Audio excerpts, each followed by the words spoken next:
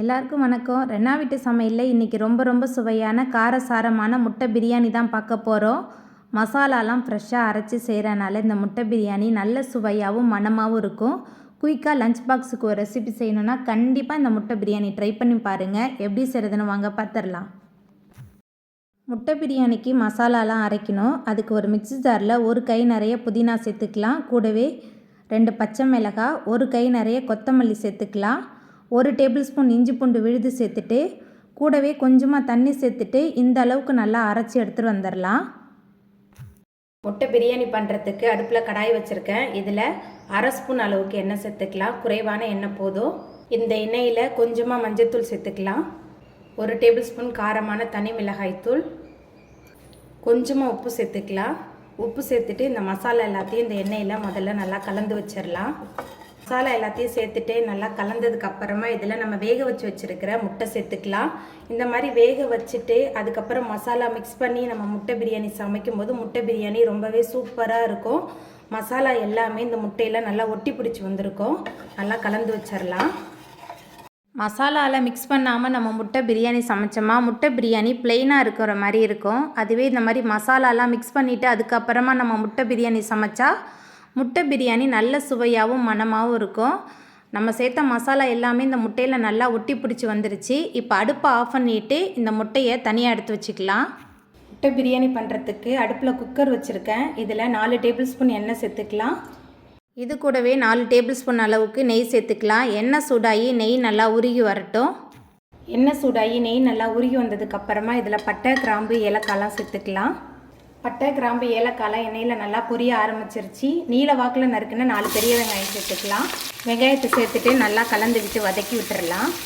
எந்த பிரியாணி சமைச்சாலும் வெங்காயத்தை நல்லா வதக்கணும். வெங்காயத்தை நம்ம சரியாக வதக்கலைன்னா நம்மளோட பிரியாணி குழஞ்சி போயிடும். ஏன்னா வெங்காயத்துலேருந்தே தண்ணி விட ஆரம்பிக்கும்.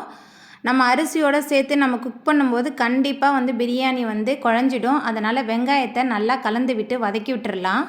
நம்ம சேர்த்த வெங்காயம் நல்லா வதங்கி வந்துடுச்சு. அதுக்கப்புறமா நறுக்கி வச்சுருக்கிற 3 பழுத்த தக்காளி சேர்த்துக்கலாம். பழுத்த தக்காளி சேர்த்துட்டு மறுபடியும் நல்லா கலந்து விட்டு வதக்கிடலாம். தக்காளி சேர்த்துட்டு நல்லா கலந்து விட்டு வதக்குனதுக்கப்புறமா இதில் மிக்சியில் சேர்த்து அரைச்சி விழுது சேர்த்துக்கலாம். மிக்சியில் சேர்த்து அரைச்சி விழுது சேர்த்துட்டு நல்லா கலந்து விட்டு வதக்கிடலாம். மசாலாவோட பச்சை வாசனை போகணும். அது வரைக்கும் நல்லா கலந்துட்டு வதக்கிடலாம். புதினா, மல்லிலாம் நம்ம ஃப்ரெஷ்ஷாக அரைச்சி சேர்க்குறனால முட்டை பிரியாணி நல்ல சுவையாகவும் மணமாகவும் இருக்கும். வெங்காயம், தக்காளிலாம் இந்த அளவுக்கு நல்லா குழையாக வதங்கி வந்ததுக்கப்புறமா இதில் மசாலா தூள்லாம் சேர்த்துக்கலாம். காரெல்லாம் உங்களோட சுவைக்கு தகுந்த மாதிரி சேர்த்துக்கோங்க. குழம்பு மிளகாய் தூள் 3 டேபிள் ஸ்பூன் சேர்த்துருக்கேன். ஏன்னா பச்சை மிளகாய் வேறு சேர்த்துருக்கோம். கூடவே வீட்டில் அரைச்ச பிரியாணி மசாலா 2 டேபிள் ஸ்பூன், அதுக்கப்புறமா 1 டேபிள் ஸ்பூன் மஞ்சள்தூள், கொஞ்சமாக கொத்தமல்லி, கூடவே கொஞ்சமாக புதினா சேர்த்துக்கலாம். அதுக்கப்புறமா பிரியாணிக்கு தேவையான அளவுக்கு கல்லுப்பு எல்லாத்தையும் சேர்த்துட்டு நல்லா கலந்து விட்டு வதக்கி விட்டுறலாம்.